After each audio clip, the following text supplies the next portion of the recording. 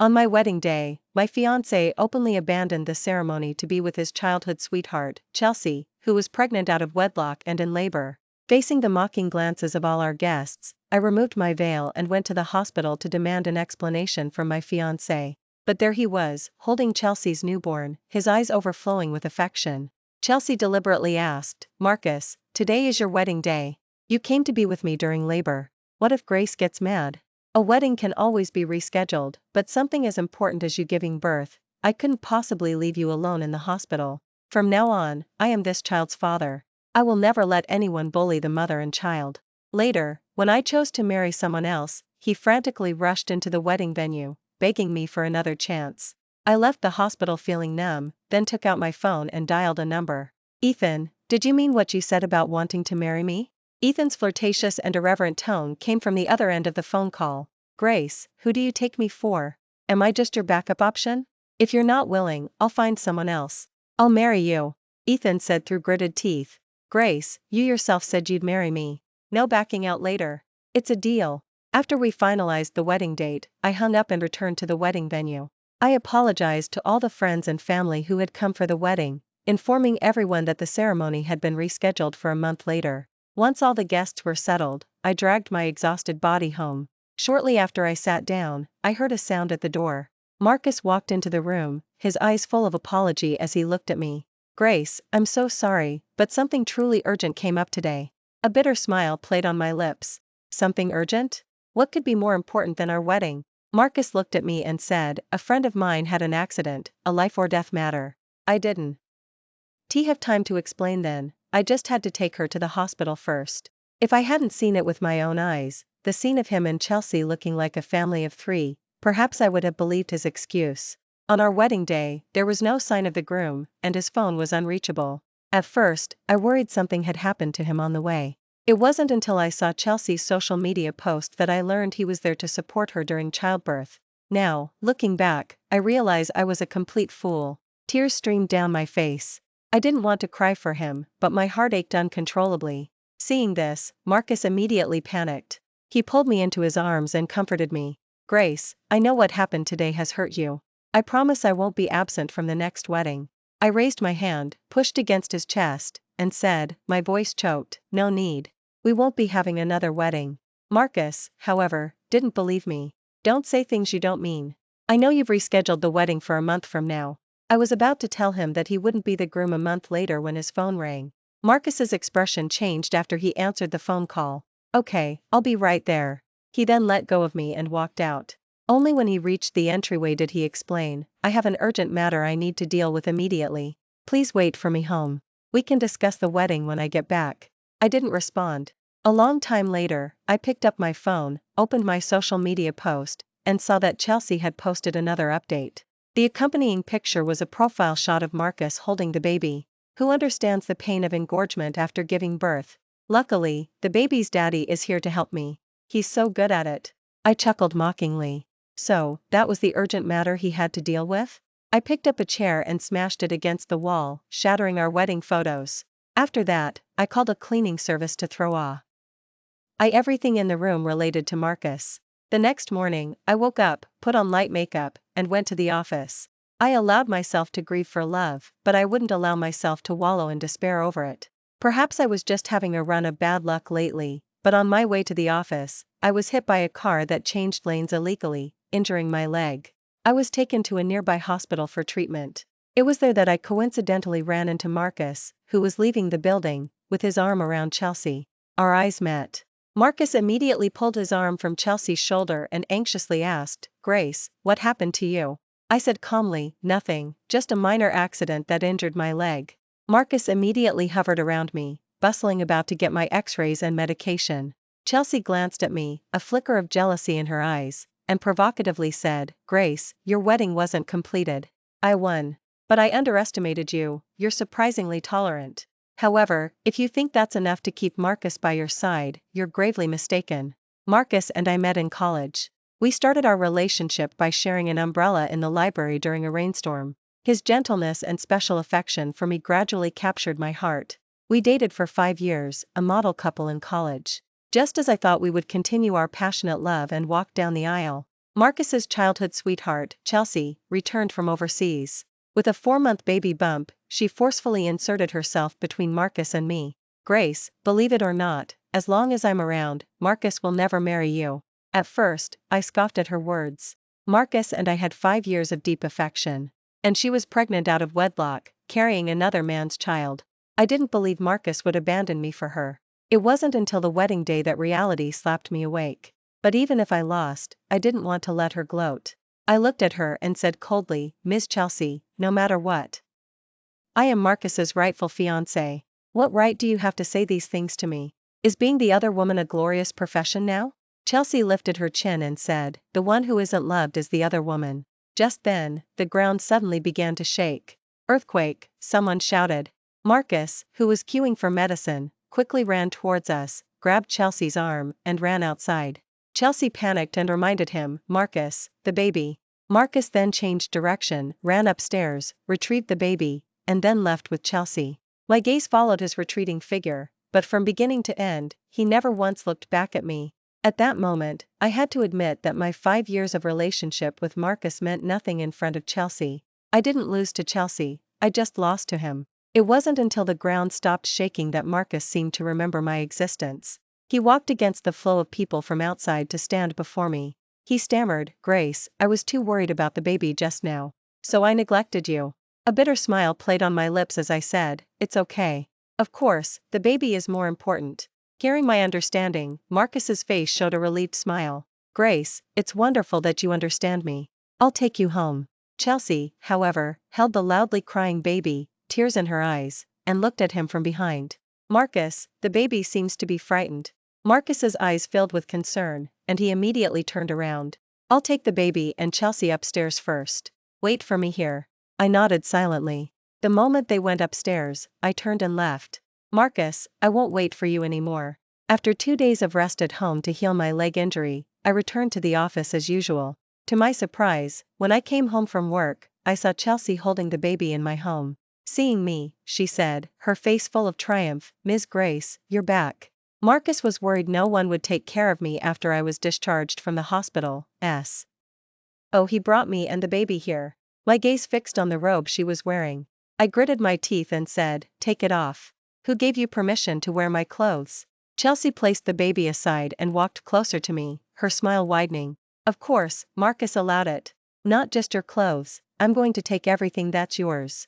With that, she slapped me across the face. I immediately raised my hand to retaliate, but she stumbled backward like a kite with a broken string. Then she cried out loudly, Ms. Grace, I didn't mean to wear your clothes. Ms. Grace, please don't be angry, I'll return the clothes right away. She raised her hands and took off the clothes she was wearing, exposing herself to me, barely clothed. The baby beside her was also startled and began to cry loudly. I froze for a second, quickly realizing I had been tricked, but before I could speak, Marcus pushed open the door and rushed in. Seeing the scene before him, he pushed me to the ground. Grace, when did you become so vicious, to lay hands on such a helpless mother and child? Marcus carefully picked up the baby, then took off his own jacket and covered Chelsea with it. Chelsea leaned into his embrace, her face full of grievance. Marcus, it's all my fault. I shouldn't have worn Ms. Grace's clothes. Please don't blame Ms. Grace. Her words only fueled Marcus's anger. He glared at me and said, my warrior clothes, if you have a problem, direct it at me. Marcus's blindly biased favoritism truly made me heartbroken. Suppressing the hurt in my heart, I roared, this is my home. How dare you bring her here? How dare you let her wear my clothes? Marcus helped Chelsea up and looked at me, saying, I brought Chelsea back here thinking both you and Chelsea needed care, so I could look after both of you. But since you can't tolerate her, I'll take her away. Chelsea's clothes got dirty from breastfeeding, so I just grabbed one of your clothes for her to wear. I never imagined you'd be such a petty and narrow-minded person. You stay here and reflect.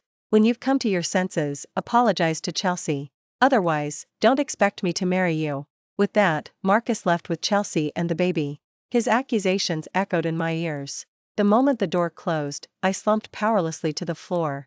Marcus, I wasn't going to marry you anyway. A month later, I put on my wedding dress and got into the wedding car that Ethan had sent to pick me up, driving towards the wedding reception hall. On the way, I received a text message from Marcus. It's been a month. You should be done reflecting by now. Today is Chelsea's baby's welcome party. Buy a gift and bring it over yourself, and I'll consider it your apology. I smiled and sent him a selfie of myself in my wedding dress. Can't. I'm getting married today. At the baby's welcome party, Marcus's brothers teased him. Marcus, you're really full of surprises. We thought you'd end up with Grace, but who knew you and your childhood sweetheart were having a secret affair, and even had a baby. But seriously, don't you think it's a shame to just abandon Grace like that? She looks so much better than your childhood sweetheart, not just a little bit. Hearing everyone's discussion, Marcus's brows furrowed instinctively. What rumors are you spreading? Who said Chelsea and I are together and I abandoned Grace? Everyone looked confused. Didn't you say you were the baby's father? Marcus explained to everyone, I've always seen Chelsea as a younger sister. Her child was born without a father, and to prevent him from being bullied in the future, I became his godfather. Marcus, you should have said so earlier. We thought you were the biological father with all this fuss you're making. And, why haven't we seen her today? Is she upset? If you ask me, making the biological mother of your future child angry for the sake of a godson isn't worth it. Prompted by everyone's reminders, Marcus suddenly remembered the he hadn't contacted me since the last incident. Mainly because he had been working tirelessly caring for the new mother, constantly exhausted, he would just collapse into sleep. Fortunately, now that the baby's welcome party was over, he felt he could retire from his duties. Thinking this, he immediately took out his phone to contact me, but then felt it would be embarrassing to directly contact me after saying such harsh words last time. So he sent me a text message, believing he was giving her an opening, but he never expected to receive a reply saying I was getting married.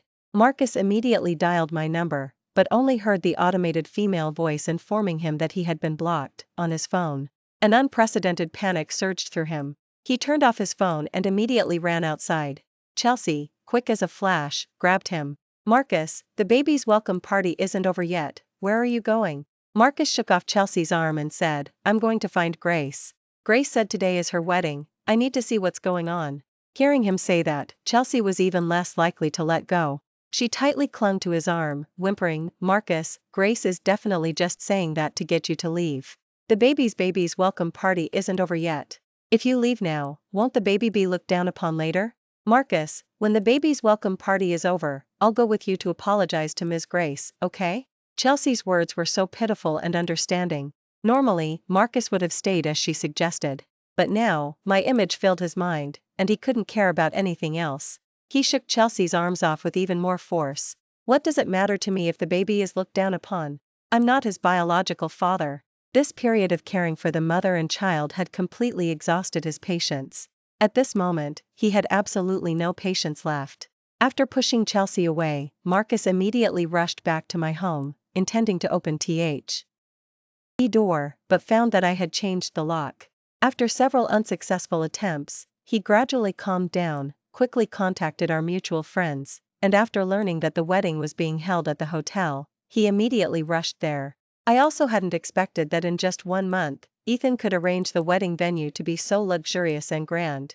The site was adorned with fresh pink roses, filling the entire banquet hall with a faint floral scent. Luxurious chandeliers hung from the ceiling of the hall, radiating brilliant light throughout the space. Ethan, dressed in a black suit, sat at the piano, opening the wedding with a rendition of Wedding in a Dream. I had to admit, this was exactly the wedding I had always dreamed of. After playing the piano, Ethan slowly walked towards me, bowed like a gentleman, and extended his left hand. My heart was racing as I placed my right hand in his. Fingers intertwined, Ethan slowly led me by the hand towards the center of the stage. He looked at me with a firm voice and said, Grace, this time you've willingly given your hand to me. You have no chance to regret it. I looked at him, a smile playing on my lips, and repeated the same words I had said 3 years ago, since I've made my choice, I won't regret it. The difference was that 3 years ago, I chose Marcus, now, I chose him. Ethan's smile widened. He and I walked to the center of the stage, and before everyone's eyes, we exchanged vows of a lifetime. Just then, the doors to the banquet hall suddenly burst open, and Marcus, drenched in sweat, ran in, shouting, I object. Ethan immediately gripped my hand, as if afraid I would run away. In a flash, Marcus was in front of me. Grace, you're my fiancé, how can you marry Ethan? You're doing all this just to spite me, aren't you?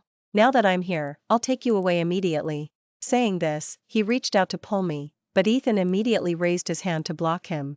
I looked at Marcus and said coldly, Marcus, from the moment you abandoned our wedding that day, disregarding my feelings, we were over. Marcus anxiously explained, Grace, Chelsea was about to give birth then, it was a life or death situation. I truly didn't mean to run away from the wedding.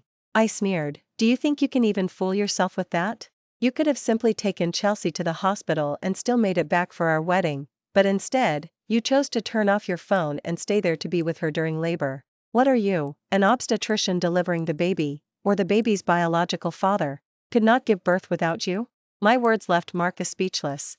His decision to abandon the wedding to attend the birth certainly seemed irrational in hindsight. Grace, I admit I was irrational then. It was wrong of me to leave you alone at the wedding venue. I promise you, I will never leave you alone again. I smiled silently. It's too late. I, Grace, have never been one to wait around and wallow in self-pity. Grace, don't. Ethan interrupted Marcus. Today is Grace's and my wedding. If you're here to offer blessings, you're welcome. But if you're here to cause trouble, then don't blame me for being unwelcoming. Despite the warning, Marcus continued to shout and make a scene, insisting on taking me away. Ethan simply called security, who escorted him out. With his disruption gone, the wedding continued. After a series of elaborate procedures, by the time we returned to the marital suite, I was completely starving, lying on the bed, not wanting to move a muscle. Ethan brought a bowl of savory chicken noodle soup and placed it on the table, then began to remove the heavy ornaments from my hair. His eyes sparkled with amusement as he looked at me. How are you doing? Can you move? Do you want me to feed you? Meeting his smiling eyes, my face immediately flushed with warmth. I quickly sat up from the bed. No, thank you. I still have the strength to eat, I'll do it myself. The chewy homemade noodles, coated in rich broth, were so delicious they practically made my tongue tingle. Ethan watched me dotingly the entire time, even reaching out to ruffle my hair. Slow down, no one's going to steal it from you. After I finished the bowl of noodles, Ethan's gaze grew darker. Full now?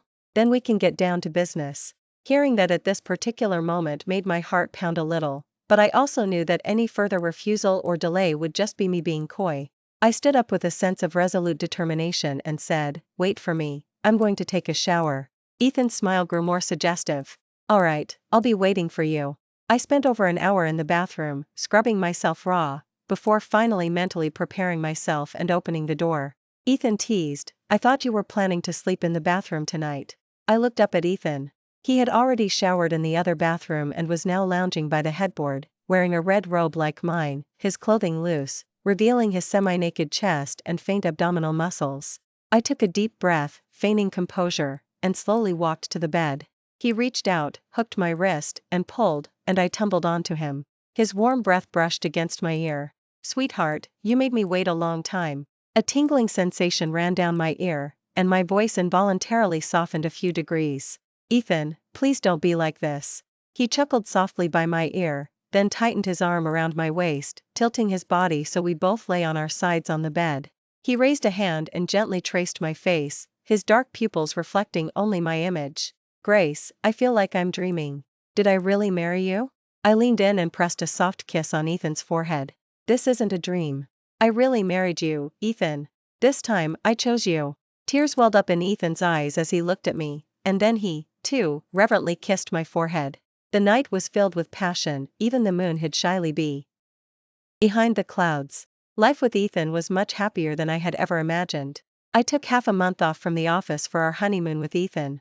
But I never expected that Marcus, unable to find me, would cause a huge uproar online. He a massive banner outside Hayes, publicly denouncing Ethan as a homewrecker, claiming Ethan used his power and influence to steal his fiancée. This action quickly found resonance with anti-rich sentiment online. I despise these trust fund babies the most, they just happen to be born into wealth, what makes them so superior? Ethan's company faced boycotts, and its stock price plummeted as a result.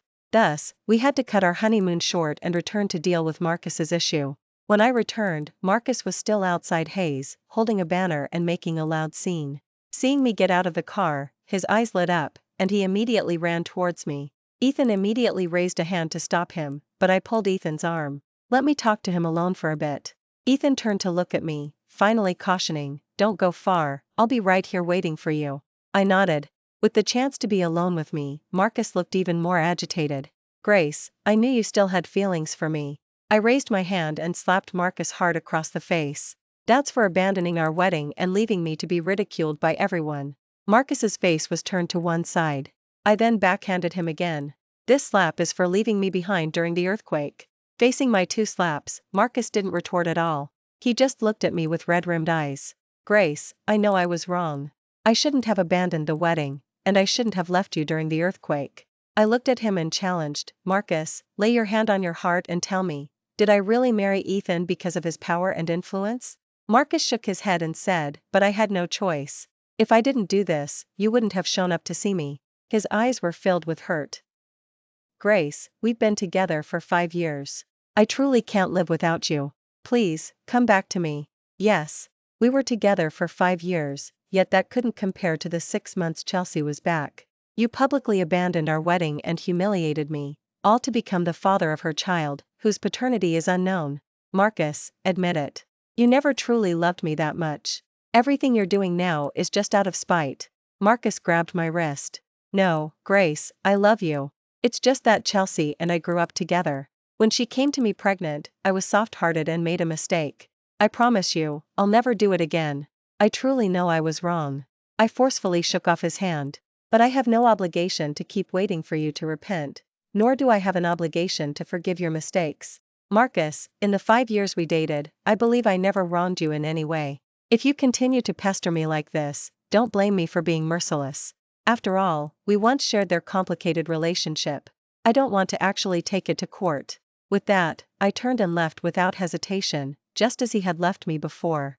Afterward, I organized my files and published their complicated relationship between Marcus and me online. Marcus reposted my file with a comment. Everything said is true. I was wrong first, then I pestered her, and I even slandered Ethan online to force her to come out. I sincerely apologize to everyone here. With that, the online harassment storm completely subsided. Ethan was even dubbed the romantic by netizens for his 3-year devotion to me, attracting many fans. As for Marcus, after posting his statement, he completely disappeared. Much later, I heard that after Marcus posted his statement online, he went back to his hometown. Chelsea also pursued him with the baby, crying and making a scene at Marcus's family home, demanding that Marcus marry her. The uninformed neighbors and villagers thought Marcus had seduced and then abandoned Chelsea, and they all condemned him. Later, Marcus, for some unknown reason, changed his mind and actually married Chelsea. However, their life after marriage was not as good as Chelsea had imagined. After returning to his hometown, Marcus developed a habit of smoking and heavy drinking. He no longer cared for Chelsea and the child as he had before. The child even fell ill and died due to both parents' neglect. After the child's death, Chelsea, unable to bear that life, filed for divorce. But, with the mindset of tormenting her by refusing to divorce, stubbornly refused. Chelsea, still bearing the title of his wife, was caught having an affair with another man by Marcus. Upon hearing of their eventual fate, I couldn't quite describe the feeling in my heart. It was more a sense of pity. That evening, Ethan came home and bought me my favorite durian. Seeing it, my eyes lit up. Ethan peeled the durian and presented it to me, smiling, "Sweetie." I retorted playfully, "Is it me who's greedy? Clearly, it's your son who's craving it." Ethan reached out and rubbed my bulging belly, teasing, "My son is still too young to carry such a heavy responsibility." I playfully punched him. 3 months later, Ethan and my child came into the world. From then on, we officially became a happy family of 3.